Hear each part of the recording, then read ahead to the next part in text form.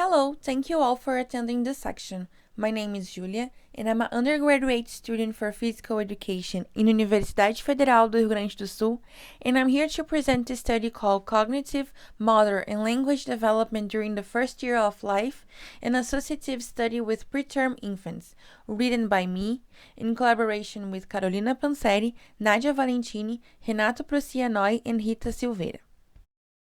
Delays on the development of premature babies have been associated with biological and environmental risk factors. Although biological factors have been more investigated as to their impact on development, lately the interest in environmental factors has grown, showing the potential of the environment to prevent delays from previously established risks. Risk factors are defined as biological or environmental conditions that increase the likelihood of deficits in the child's development, and protective factors are those that can minimize the impacts of risk factors. So the aim of the study was to investigate the risk and protective factors in premature infants' neurodevelopment during the first year of life. The study included 37 preterm and low birth weight babies assessed at 4, 8, and 12 months of corrected age at a follow-up outpatient clinic of the Hospital de Clínicas de Porto Alegre using the Bayley Scales of Infant Development. 3 questionnaires were also applied to the parents. The Daily Activities of Infant Scale, which assesses the different tasks in children's routine, the Affordances in the Home Environment for Motor Development, which assesses developmental opportunities in the home, and the Knowledge of Infant Development Inventory, which assesses parental knowledge about child development. And the medical records were also assessed to obtain some biological data. These are the Scalar-Bailey scale scores in each developmental domain at 4, 8, and 12 months of corrected age assessments. In this graph, we can see a higher prevalence of delay in the fine and gross motor domain at 12 months.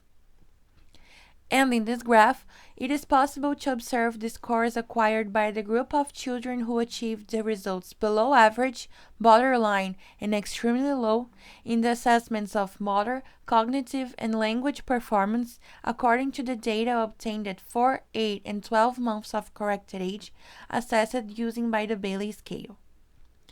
Different risk factors are associated and can explain motor, cognitive, and language development. Risk factors in cognitive development follow a biological to environmental direction. First, linked to biological deficits, followed by a prolonged hospitalization, depriving them of some sensory stimulation compromising their neural development. Over time, the level of interaction with the environment and opportunities for cognitive development increase, making parenting practices more important in this process, and will be linked to the parents, providing situations of greater autonomy for the child, exposing them to experiences of trial, error, and learning. The risk factors for motor development follow a direction from fine to gross motor skills. First, babies have more access to fine motor toys, as they haven't yet acquired the ability to sit or crawl, and they explore the supine position more, playing with smaller toys.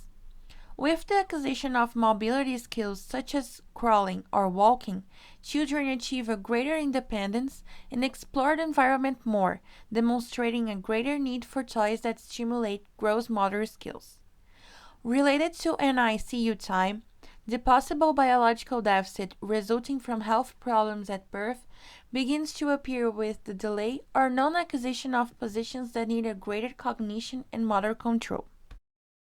Risk factors in language development follow a direction from receptive to expressive language. This development is linked to the level of interaction and the demand from the environment for the organization of speech. Related to the length of stay in the NICU, despite attempts to humanize this environment, it still doesn't reach the appropriate levels of stimulation and interaction that is necessary. And linked to the need for speech therapy follow-up of children who are intubated, they make the premature child even more vulnerable to language development disorders. Based on the results, It is concluded that the variability in the development of premature babies over the first year of life is explained by the severity of health problems at birth and by parenting practices.